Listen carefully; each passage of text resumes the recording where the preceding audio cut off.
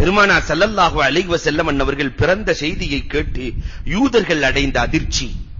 ஹஸ்ஸான் இப்னு சாபித் ரலியல்லாஹு தஆலா அறிவிக்கிறார்கள், எனக்கு 7 வயதாக இருந்தது.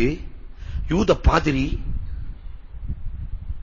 நஜ்மே அஹ்மத் பிறந்து விட்டதே, யூத மதங்கள் அழிக்கப்பட்டு விடுமே, யூத மதங்கள் அழியப் போகிறதே என்று அந்த குழந்தையை கொல்வதற்கு என்னென்ன வழியோ முகம்மதை கொல்வதற்கான திட்டங்களை யூதர்கள் அன்றே தீட்டினார்கள். முகம்மதை மட்டுமல்ல, இந்த மார்க்கத்தை அழிப்பதற்கான திட்டம் அன்றிலிருந்து இன்று வரை யூதர்களால் திட்டம் போடப்படுகிறதே, அதற்கு முதல் அஸ்திவாரம் பெருமானார் பிறந்த நாள் அன்று போடப்பட்ட திட்டம்.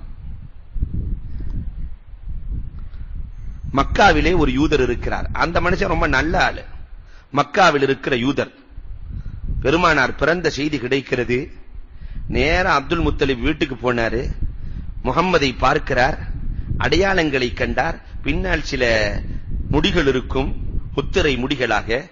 பிறந்த 2 நாட்கள் பால் குடிக்காத அந்த குழந்தை, இதுவெல்லாம் சரியா என்று கேட்கிறார். இதெல்லாம் சரியா? அந்த குழந்தை பால் குடித்ததா? 2 நாட்கள் பால் குடிக்கவில்லை. இந்த குழந்தை தான் இறுதி நாள் வரை நபியாக இருக்கும். இந்த குழந்தைகளுக்கு எதிரிகள் அதிகமாக இருக்கும். ஆனால் பாதுகாக்கிற பொறுப்பை அல்லாஹ் எடுப்பான், நீங்கள் கவலைப்பட தேவையில்லை என்று அப்துல் முத்தலிபிடத்திலே சொல்லிவிட்டு புறப்படுகிறார்.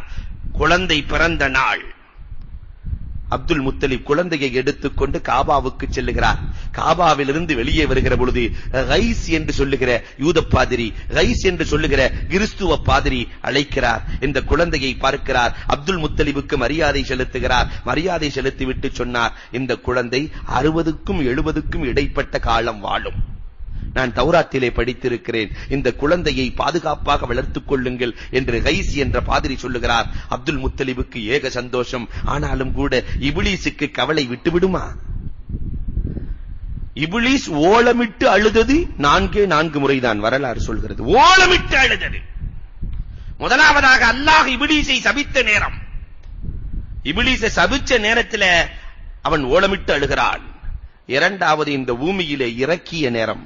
வானத்திலிருந்து பூமியில இறக்கி சபிக்கப்பட்டவனாக இறக்கப்பட்டதால் ஓலமிட்டு அழுதான். மூன்றாவதாக பெருமானார் ஸல்லல்லாஹு அலைஹி வஸல்லம் பிறந்த நாளன்று ஓலமிட்டு அழுகிறான். என்னுடைய வேலைகளை எல்லாம் கெடுக்க வந்திருக்கிறார், உலகத்தை செழிப்பாக்க வந்திருக்கிறார் என்று மண்ணை வாரி போட்டு அழுகிறான். நான்காவதாக என்றைக்கு சூரத்துல் ஃபாத்திஹா இந்த உலகத்திற்கு இறங்கியதோ அந்த நாள் அவன் அழுத அழுகை. சூரத்துல் ஃபாத்திஹா இறங்கிய நாள் அவன் அழுத அழுகைக்கு அளவில்லை. காரணம், உலகத்திலேயே போரடிக்காமல் ஓதப்படுகிற ஒரு சூரா.